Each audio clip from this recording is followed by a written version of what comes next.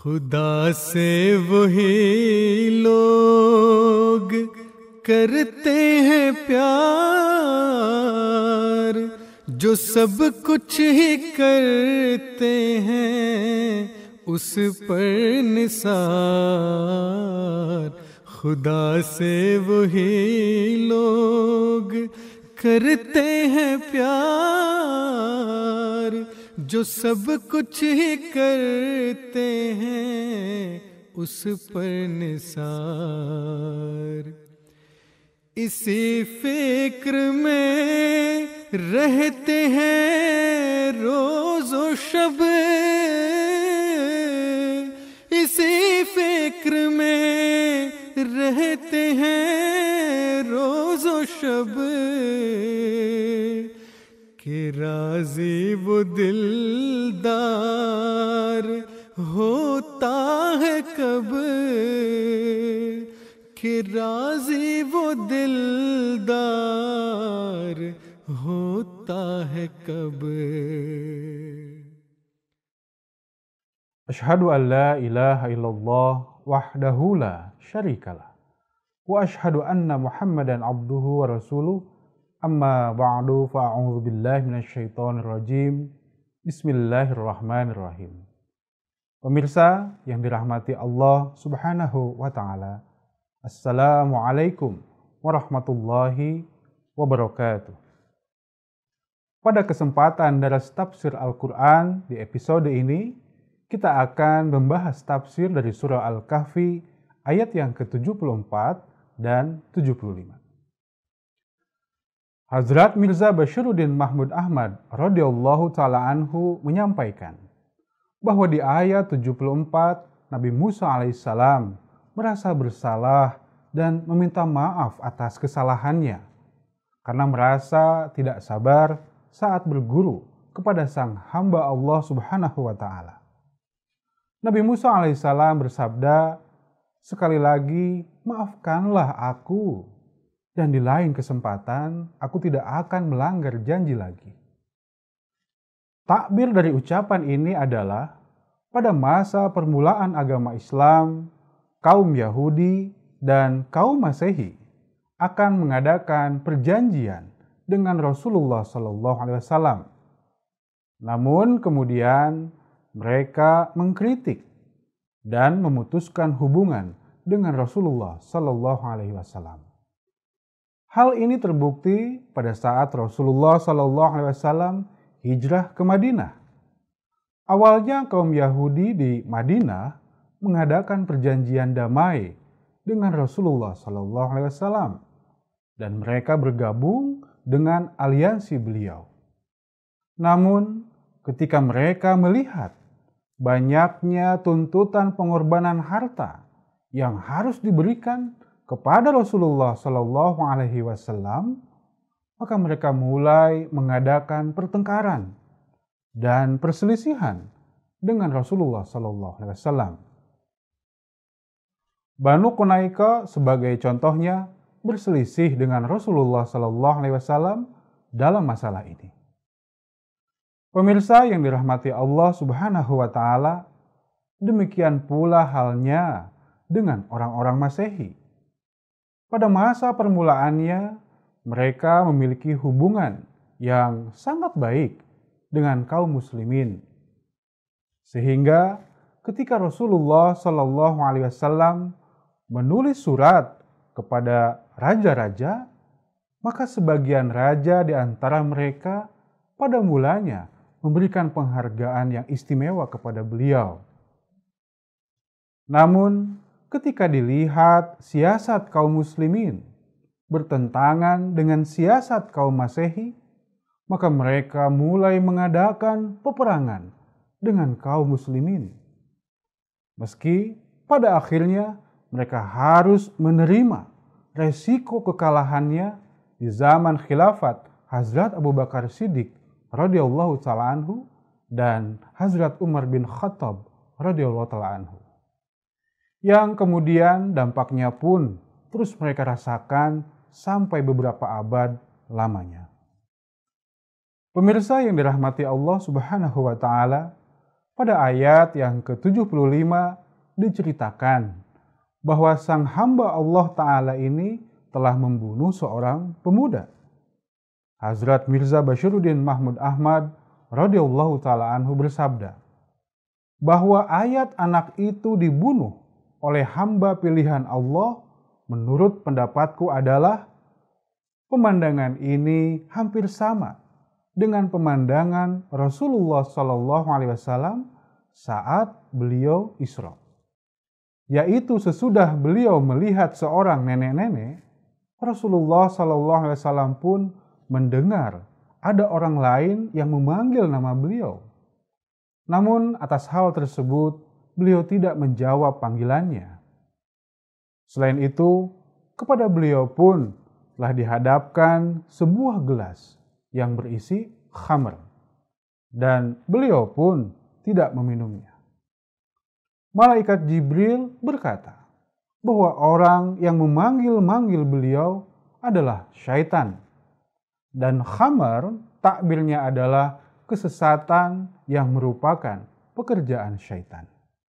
Adapun pemandangan dalam Isra Nabi Musa alaihissalam tatkala seorang anak dibunuh oleh hamba pilihan Allah ini memiliki takbir yang khusus, yakni melihat pemuda dalam peristiwa kasyaf dimaknai sebagai tadullu alal harakati wal quwwati wal jahli.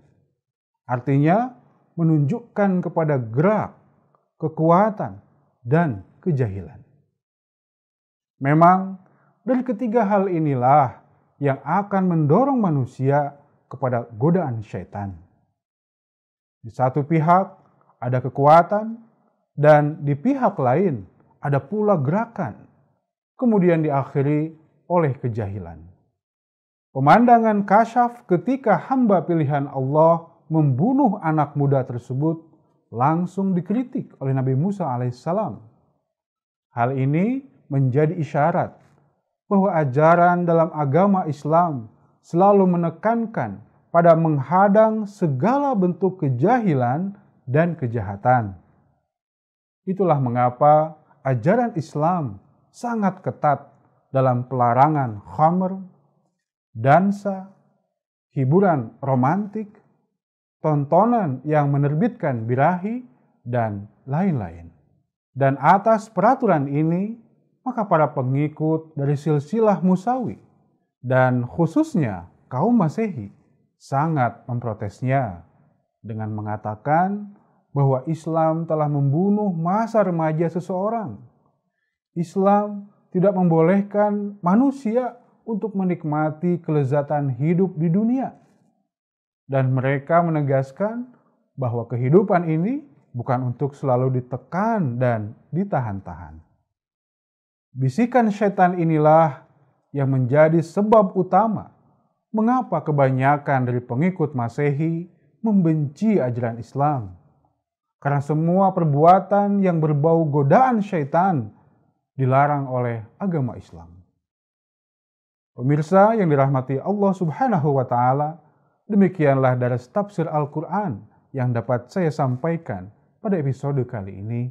Semoga dapat bermanfaat untuk kita sekalian. Amin. Wa akhiru da'wana alhamdulillahirabbil alamin. Wassalamualaikum warahmatullahi wabarakatuh. कि राज़ी वो दिलदार होता है कब, कि राज़ी वो दिलदार होता है कब. Assalamualaikum warahmatullahi wabarakatuh. Sobahul khair saya ucapkan kepada pemirsa dimanapun Anda berada. Bagaimana kabar Anda di hari ke-14 puasa ini? Semoga Allah Subhanahu wa Ta'ala semakin menyayangi kita semua. Alhamdulillah, pada pagi hari ini kita masih diberikan karunia untuk bisa berkumpul menyaksikan program Daras Ramadan dan juga pada sesi menjawab pertanyaan seputar Ramadan dan juga seputar keilmuan Islam lainnya. Kita patut bersyukur kepada Allah Subhanahu wa taala, hampir setengah bulan kita telah menjalani ibadah puasa Ramadan dan kita masih bisa bertemu dalam acara Daras Ramadan.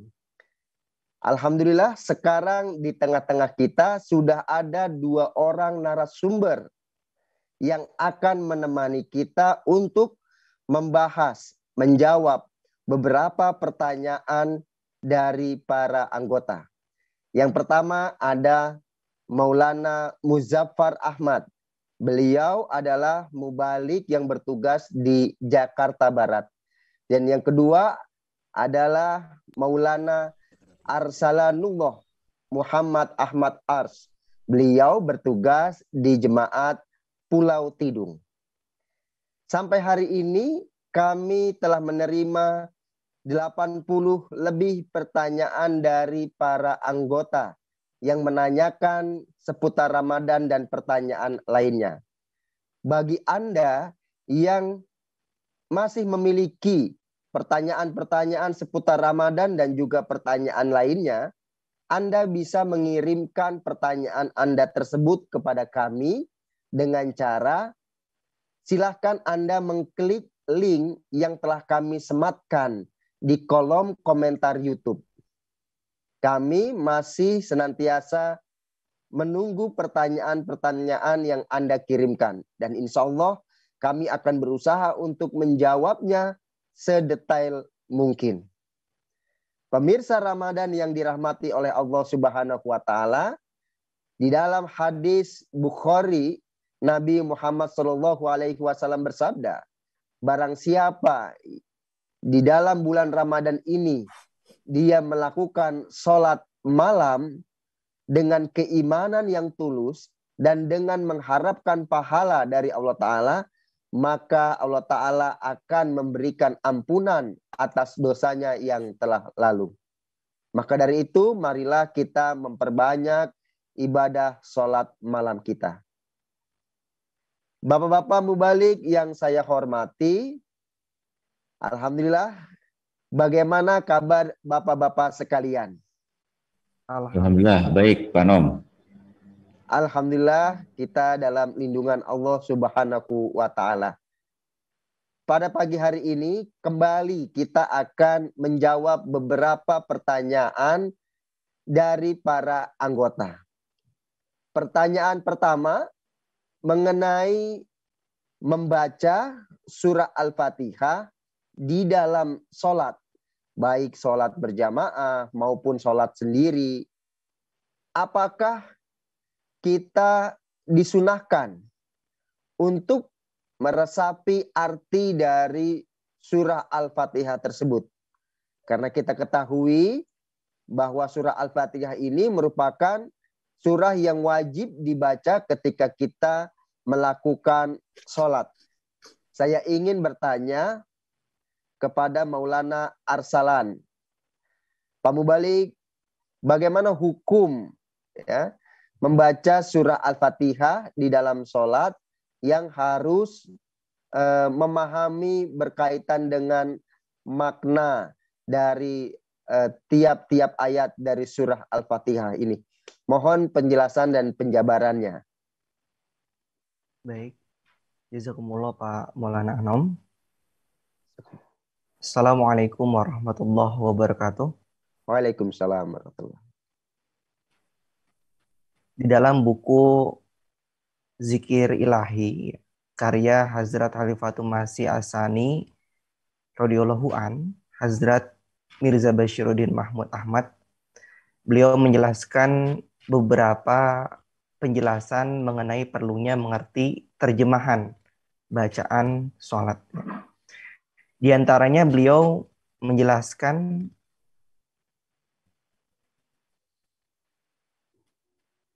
orang tidak mendapatkan kekhusyuan. Beliau bersabda, banyak orang tidak bertawajuh, tidak khusyuk di dalam sholat, oleh karena kekhusyuan baru diraih kalau arti bacaan juga dihadirkan di dalam otak. Akan tetapi disebabkan oleh ketunaan akan bahasa Arab, disebabkan karena ketidaktahuan akan bahasa Arab, pada saat ia membaca kalimat-kalimat bahasa Arab, bersamaan dengan itu ia tidak dapat membayangkan arti kalimat-kalimat itu di dalam pikirannya. Bahkan arti dan lafaznya akan menjadi kacau balau. Kemudian beliau radhiyallahu an mencontohkan apabila seseorang tidak mengerti apa yang ia katakan, maka sesuatu yang bisa terjadi adalah ketika ia mengatakan iya karena budu, maka di dalam otaknya muncul bukan arti kalimat itu, bahwa yang muncul terjemahan dari kalimat Ar-Rahmanir-Rahim atau Maliki Yaumiddin. Nah, yang oleh sebab itu tawajuh atau kekhusyuan dari sholatnya itu tidak bisa ditegakkan secara sempurna. Dan juga manfaat sholatnya tidak bisa diraih secara sepenuhnya. Nah, beliau menasihatkan, hendaklah orang-orang yang tidak mengetahui benar bahasa Arab dan tidak mempunyai kemampuan menghadirkan makna seiring dengan kata seperti halnya dalam bahasanya sendiri, kalau mereka hendak mengerjakan sholat, selama makna kalimat yang sedang dibaca belum teringat, jangan meneruskan bacaannya. Ya. Misalnya, mereka membaca Bismillahirrahmanirrahim. Sebelum mereka ingat dengan benar arti ayat ini, jangan membaca kepada ayat selanjutnya, yakni Ar-Rahmanir-Rahim. Terakhir, mereka yang mengetahui bahasa Arab pun kalau membaca dengan cepat-cepat, maka makna yang mereka ingat pun dengan cepat. Namun tidak akan mendapat kesempatan untuk meresapkan, memaknai ke dalam hati mereka masing-masing. Oleh karena itu, mereka pun hendaknya membaca Al-Quran secara perlahan-lahan dan menghayati setiap bacaan-bacaan setiap ayatnya. Jadi tadi beberapa petunjuk Hazrat Khalifatul Masih Asani ya, mengenai pentingnya untuk mengerti bacaan di dalam sholat ya. Tadi sudah disampaikan ketika membacanya jangan cepat-cepat, dibaca secara perlahan, manfaatnya agar bisa memaknai lebih dalam. Kemudian tadi kenapa kita harus tahu artinya supaya apa yang kita ucapkan bisa sinkron dengan otak kita ya. Ketika otak kita sudah sinkron, sudah nyambung, maka barulah kita bisa memaknai setiap arti dari bacaan yang kita ucapkan di dalam sholat. Mungkin demikian Pak Nom. Masya Allah, jazakumullah kepada Pak Mubalik yang telah menjelaskan kepada kita apa manfaat dari kita membaca atau memahami arti daripada surah Al-Fatihah. Ya, tentunya ini seperti yang Pak Mubalik tadi sampaikan, dengan memahami, mengerti tujuan dari ayat per ayat dari surah Al-Fatihah, ini juga akan membantu sekali dalam kita khusyuk di dalam melaksanakan sholat. Baik, kita akan berlanjut kepada pertanyaan yang kedua. Pertanyaan yang kedua yaitu tentang tata cara seseorang yang masbuk dalam sholat. Nah, ketika seseorang ingin melakukan sholat berjamaah, misalnya orang itu mendapati dalam sholat berjamaah itu si imam sudah dalam posisi misalnya ruku atau posisinya bahkan sudah i'tidal. Nah, banyak dari para muslim yang terkadang lupa atau salah atau mungkin tidak tahu bagaimana caranya ketika dia mendapati dirinya masbuk, imamnya sudah berada di ruku atau di i'tidal, bagaimana memulainya? Apakah langsung mengikuti si imam tadi posisinya, ataukah harus takbir terlebih dahulu? Saya ingin bertanya dan juga minta kepada Pak Mubalik Maulana Muzaffar Ahmad untuk menjelaskan bagaimana tata cara ketika kita dalam posisi masbuk, dan juga bagaimana masbuk di dalam sholat tarawih. Bagaimana caranya? Mohon Pak Mubalik menjelaskan.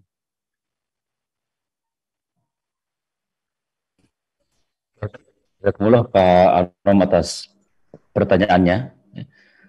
Pertama-tama kita akan bahas dulu mengenai masalah orang yang masbuk dalam sholat. Nah, mengenai orang yang masbuk dalam sholat, ada di sini satu dalil yang bisa kita gunakan sebagai acuan, yaitu sebuah hadis yang diriwayatkan oleh Bukhari, ya, yang mana dari Abu Hurairah radhiyallahu an, ia berkata, aku mendengar Rasulullah SAW bersabda, ya, Allahumma sholli ala Muhammad wa ala ali Muhammad wa barik wa sallim innaka Hamidum Majid. Idza uqimatis salatu fala ta'tuha tas'auna wa atuha tamshuna wa 'alaikumus sakinatu fama adraktum fasallu wa ma fattakum fa'atimmu. Aku mendengar Rasulullah SAW bersabda, jika sudah iqamat untuk sholat, maka janganlah mendatanginya dengan tergesa-gesa dan tidak sopan. Hendaknya kalian bersikap tenang. Apa yang kamu dapatkan dari sholat, maka lakukanlah seperti itu. Adapun yang tertinggal, maka sempurnakanlah kekurangannya. Nah, dari hadis ini kita bisa mengambil satu kesimpulan bahwa orang yang masbuk dalam sholat itu, dia harus melakukan seperti yang imam lakukan, kemudian menggenapi apa yang tertinggal dari yang ia lakukan. Nah, secara umum tata cara orang yang masbuk dalam sholat ini, bagaimana apa yang harus dia lakukan, ya. Nah, apabila ia bertemu, ya, ketika dia masuk ke dalam masjid, kemudian ia menemukan imam sedang sholat dan kemudian sedang ruku atau sedang i'tidal, maka si makmum ini tetap harus melaksanakan takbiratul ihram, ya, tetap harus melaksanakan takbiratul ihram, ya, melipat kedua tangan sebentar, kemudian ia lalu mengikuti imam. Kalau imamnya dalam keadaan ruku, maka ia ikut ruku. Kalau imamnya dalam keadaan i'tidal, maka dia harus ikut imamnya beri'tidal dan lain sebagainya. Nah, adapun petunjuk yang lainnya, apabila ia menemukan, ya, imam sedang melaksanakan ruku, maka dia tidak perlu untuk menambah rukunya. Misalnya menambah rakaatnya. Misalnya dia masuk ketika imam sedang melaksanakan rakaat yang pertama, pas ruku, maka itu sudah dianggap satu rakaat. Kecuali dia masuk ke dalam rakaat yang berikutnya, dia harus menggenapkan rakaat yang tertinggal. Nah, kemudian apabila dia menemukan imam sedang dalam keadaan i'tidal, maka dia harus mengganti dari rakaat yang tertinggal tadi. Jadi kalau ruku, dalam keadaan ruku dia tidak perlu mengganti rakaat itu, tapi kalau i'tidal dia harus mengganti rakaat itu. Nah, kemudian sekarang adalah mengenai bagaimana tata cara orang yang masbuk dalam sholat tarawih. Nah, dalam pandangan umum ada dua hal yang diambil, ya, dijelaskan ini dalam pandangan secara umum, Islam secara umum, bahwa yang pertama adalah bagaimana hukumnya atau tata cara yang dilakukan oleh orang yang tertinggal sholat tarawih dan belum melaksanakan sholat isya. Dan yang kedua, jika tertinggal rakaat di sholat tarawihnya saja. Nah, bagi orang yang tertinggal masbuk dalam sholat tarawih, ia menemukan imam sedang melaksanakan sholat tarawih, kemudian ia belum melaksanakan sholat isya. Nah, dalam pandangan secara umum, ya, maka ia mengikut saja dengan imam, ya, masuk ke dalam jamaah berniat untuk sholat isya, ya. Kemudian ketika imam salam di rakaat yang kedua, maka dia menggenapinya menjadi 4 rakaat. Kemudian apabila ia menemukan di dalam keadaan sholat tarawih, ya, maka ketika dan ia sedang melaksanakan sholat tarawih juga, maka ketika imam melaksanakan sholat witir yang 1 rakaat, ia harus menggenapinya dengan menambah lagi 1 rakaat sehingga genap 2 rakaat, kemudian ia melanjutkan sholat witir berikutnya, ya, secara sendirian. Nah, itu secara pandangan umum, ya, bagaimana orang yang masbuk dalam keadaan sholat tarawih. Lalu bagaimana pandangan dari jemaat sendiri? Dalam pandangan jemaat, yang biasa kita lakukan adalah apabila tertinggal sholat isya, maka kita melaksanakan sholat isya terlebih dahulu sendiri, kemudian mengikuti imam. Ya. Mengikuti imam. Jadi kalau imamnya sholat tarawih, ikut sholat tarawih, imamnya sholat witir, ikut sholat witir. Nah, dikarenakan sholat tarawih itu merupakan sholat tambahan, sholat nafal, maka apabila karena alasan tertentu kita hanya mendapatkan sholat tarawih kurang dari 8 rakaat, itu tidak menjadi masalah. Tidak perlu kita melengkapinya. Dalil yang kita gunakan untuk masalah ini adalah seperti yang disampaikan oleh Rasulullah SAW. Innahu man qama ma'al imami hatta yansurifa kutiba lahu qiyamul lailah. Siapa yang sholat bersama imam sampai ia selesai, maka ditulis untuknya pahala qiyam 1 malam penuh. Jika imam melaksanakan sholat tarawih ditambah sholat witir, makmum pun seharusnya ikut menyelesaikannya bersama dengan imam. Itu pandangan dari jemaat. Ya, jadi tidak perlu seperti yang tadi pandangan umum, tapi pandangan jemaat lebih simple. Jadi kalau misalkan kita menemukan sholat tarawih saja, ya kita ikutin sholat tarawih itu. Mau kita dapatnya hanya 4 rakaat atau 6 rakaat, ditambah dengan witir, itu tidak menjadi masalah. Begitu Pak Anom.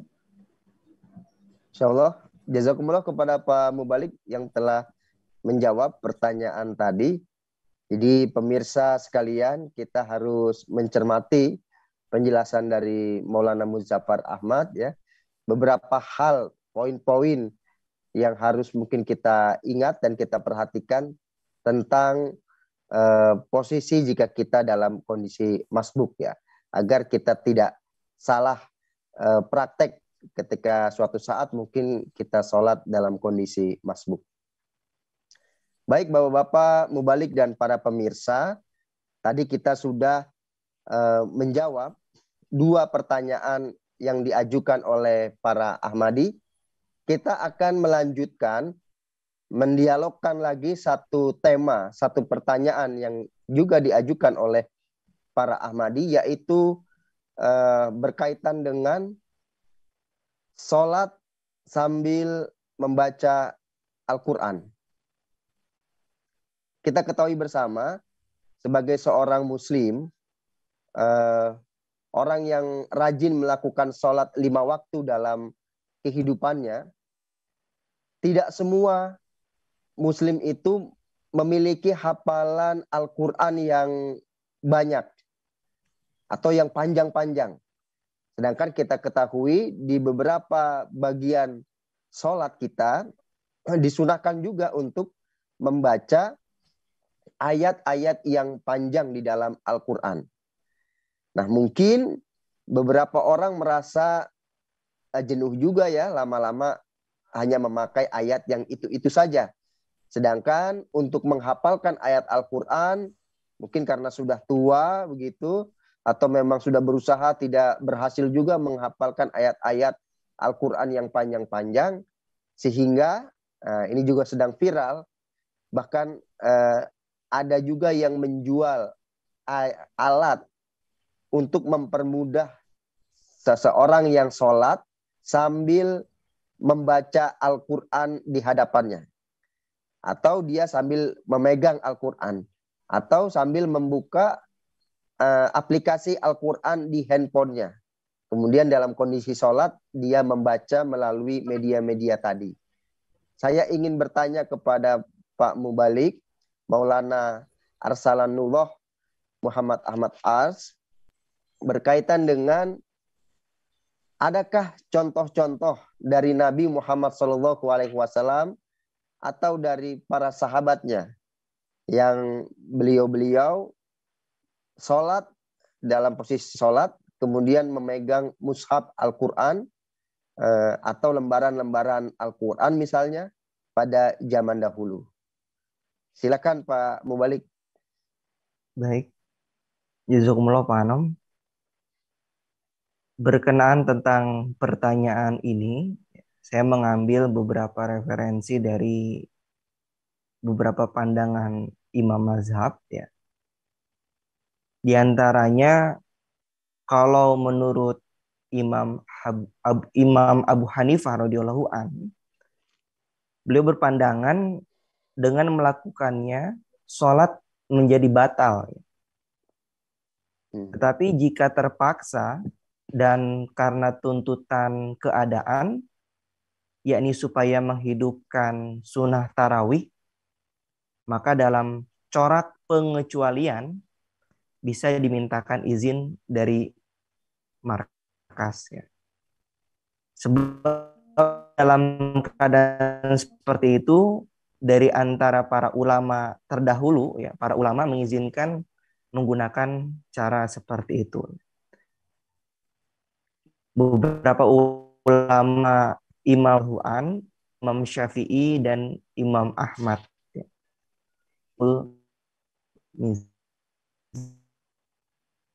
Dan kemudian memang disebut asar di dalam kitab Bukhari yang mengatakan di dalam kitab sahihnya yang berbunyi wakanat Aisyatu ya ummuha abduha zakwanu minal mushaf ya.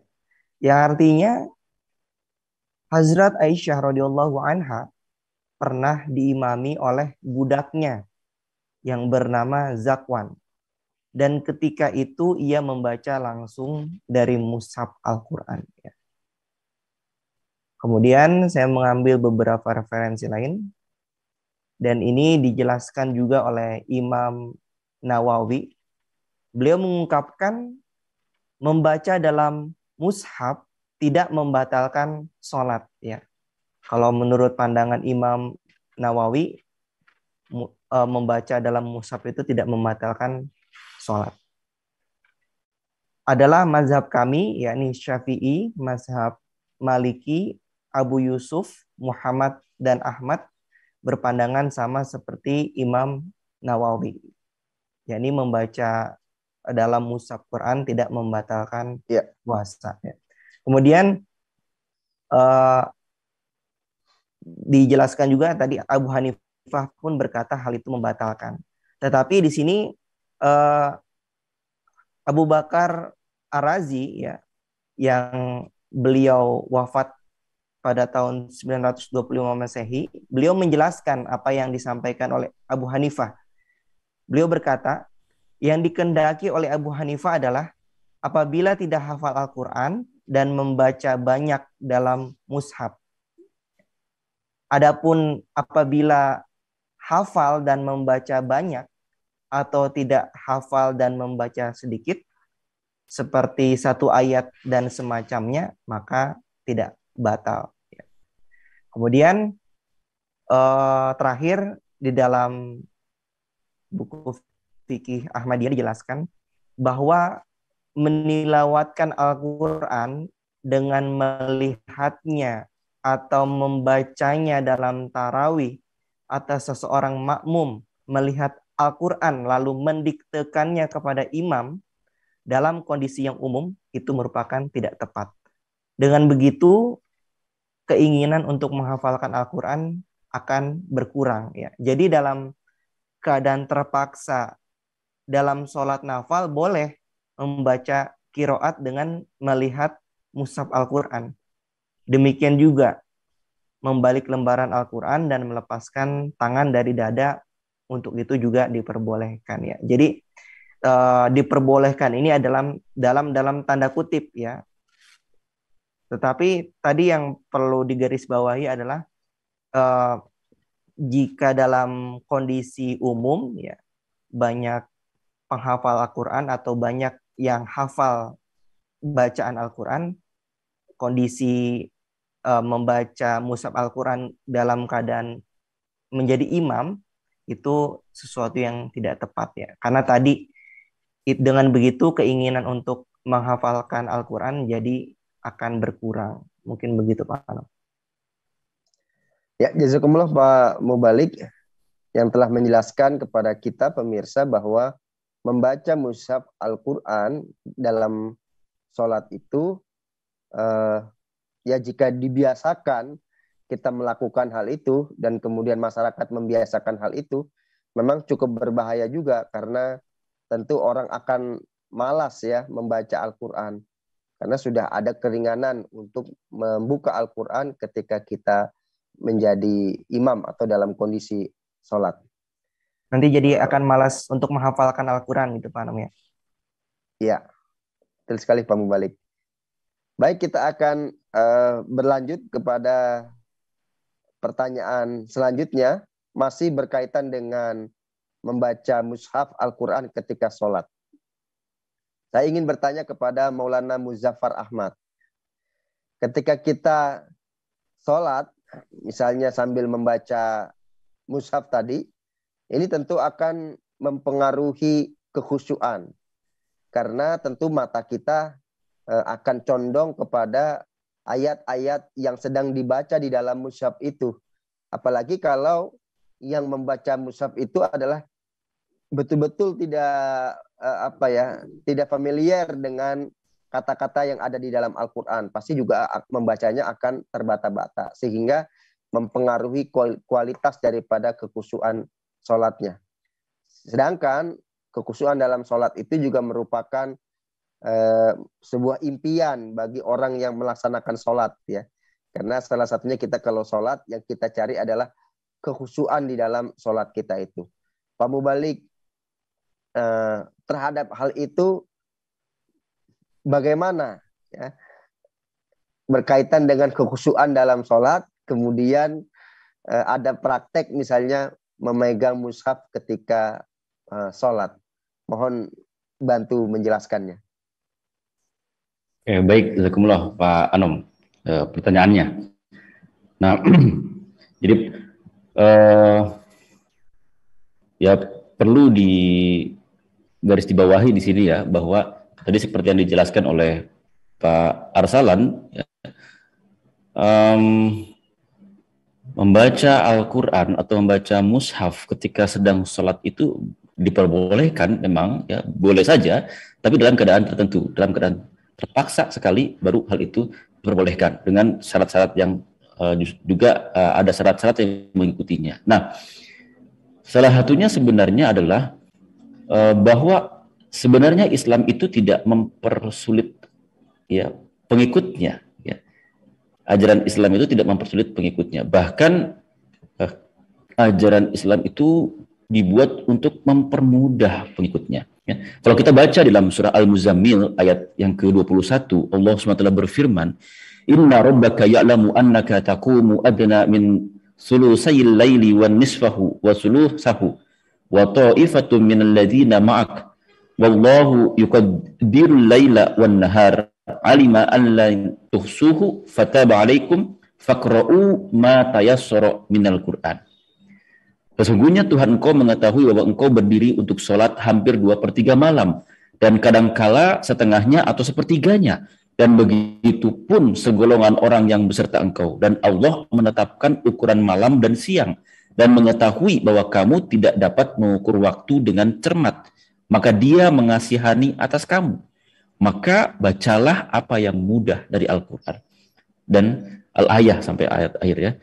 Ini dalam surah Al-Muzammil ayat 21. Nah, dari sini bisa kita dijelaskan secara eksplisit dalam ayat ini bahwa kita juga harus membaca yang mudah dari Al-Quran. Jangan mempersulit kita dalam membaca, dalam melaksanakan sholat. Ya. Kalau kita kemampuannya hanya sebegitu, ya begitu saja. Tidak perlu mempersulit bacaan kita. Nah, mengenai masalah apakah itu akan mempengaruhi kekhusyuan atau tidak, ya, ada beberapa pendapat yang bisa menjelaskan hal ini. Ya, yang pertama adalah pendapat dari ulama Syafi'iyah dan Hambali, juga ulama lainnya yang mengatakan boleh saja membawa mushaf dalam mengimami sholat, namun yang lebih hati-hati adalah tidak membawanya, karena ia meninggalkan beberapa sunnah sholat dan sibuk untuk membolak-balikan halaman mushaf. Itulah yang dikhawatirkan. Membaca mushaf ketika sholat memang tidak dilarang dan tidak membatalkan sholat menurut jumhur ulama. Tapi perlu diingat, jangan sampai gerakan-gerakan yang dilakukan ketika membuka, membolak-balikan halaman justru akan mengurangi atau mengganggu konsentrasi kita. Nah, kalau kita baca nih ya, di dalam buku Zikir Ilahi ya, karangan Hazrat Muslim Mautudullahu An, juga disebutkan mengenai cara untuk mendapatkan tawajuh atau kehusuan dalam sholat. Di antaranya ada 3 cara yang masih berkaitan dengan hal ini, yaitu yang pertama adalah mengucapkan bacaan secara perlahan. Yang kedua, mengerti arti bacaan sholat. Dan yang ketiga, pandangan harus tertuju kepada tempat sujud. 3 hal ini akan mempengaruhi konsentrasi kita, akan membuat kehusuan dalam, ya 3 hal ini adalah merupakan salah satu atau bagian dari banyaknya cara untuk memperoleh tawajuh. Nah, salah satunya atau tiga hal ini termasuk di dalamnya, ya. 3 hal ini termasuk di dalamnya. Nah, kemudian seorang ulama juga yang bernama Muhammad bin Salih Al-Utsaimin juga menjelaskan bahwa pekerjaan ini ya, mengindikasikan akan mengganggu sholat kita. Kenapa demikian? Yang pertama adalah melakukan banyak gerakan yang sebetulnya tidak dibutuhkan. Seperti mengeluarkan mushaf, membuka lembarannya, menutupnya, kemudian mata kita ya melihat apalagi Al-Quran yang kecil atau mushaf yang kecil akan sangat ekstra untuk melihatnya. Ya. Walaupun ada sebagian ulama juga yang mengatakan bahwa itu tidak akan membatalkan sholat, ya, gerakan-gerakan itu karena gerakan-gerakannya hanya tidak begitu banyak, tapi itu juga akan mengganggu. Kemudian yang kedua, perbuatan ini akan menyibukkan diri dari sunnah yang harusnya dikerjakan, yaitu meletakkan tangan kanan di atas tangan kiri pada dada kita ketika sholat. Ya, otomatis ketika membuka Al-Quran dia akan memegang begini, sunnahnya ditinggalkan. Kemudian yang ketiga, juga menyibukkan penglihatan untuk berpindah melihat bacaan ayat-ayat dalam mushaf. Sedangkan sunnahnya adalah melihat tempat sujud kita. Ya, sunnah salat itu kan melihat ke arah tempat sujud. Nah, kemudian yang keempat, apabila ia berada dalam keadaan makmum, ya, kemudian dia bertugas untuk mengoreksi imam karena membaca mushaf tadi, maka dia akan memisahkan diri dari jamaah. Karena yang dia fokuskan hanya menilai bacaan sang imam tadi. Nah, ini pendapat dari Muhammad bin Salih Al-Utsaimin. Nah, solusinya bagaimana agar kita ya katakanlah ya tidak kurang konsentrasi kita dalam sholat, ya walaupun sholat nafal kita ingin khusyuk dalam sholat kita. Solusinya yang pertama adalah karena tidak ada keharusan untuk membaca ayat-ayat panjang. Memang disunahkan membaca ayat-ayat panjang kalau kita mampu. Kalau kita tidak mampu ya cukup dengan ayat-ayat yang kita punya, yang kita hafal saja. Hal itu akan menambah kehusuan dalam sholat kita. Apalagi kita mengerti bacaannya. Kemudian lebih baik ketika di luar sholat kita memperbanyak membaca Al-Quran dan menghafalnya. Sehingga pelaksanaan sholat kita tidak perlu membaca mushaf lagi. Ya, tadi dikatakan sama Pak Arsalan bahwa bisa membuat kita justru melalaikan untuk menghafal Al-Quran karena tahu tadi mudah untuk membaca mushaf. Nah, kemudian yang selanjutnya solusinya adalah apabila sholat berjamaah maka tunjuklah imam yang memiliki hafalan yang terbaik. Ya. Kemudian bila sangat terpaksa sekali, ya bolehlah kita membuka itu, tapi jangan sampai mengganggu konsentrasi kita, atau seperti yang dilakukan oleh Hazrat Utsman bin Affan radhiyallahu an, yaitu dengan mendudukkan seseorang di sisinya. Ya, ketika lupa membacanya, orang tersebut akan memberitahukan ayat yang benar. Ya, seperti juga yang dilakukan oleh Hazrat Anas radhiyallahu an. Ya, ketika melaksanakan sholat nafal, memberikan Al-Quran kepada budak beliau, lalu mendudukannya di samping beliau, dan memberitahukan kalau misalnya Hazrat Anas ini lupa bacaannya. Ini terdapat dalam Kasful Gammah, ya, jilid 1 halaman 187. Nah, itu kalau dalam keadaan terpaksa. Ya, itu pun dalam keadaan sholat nafal, tidak dalam keadaan sholat fardu. Mungkin itu Pak Anom.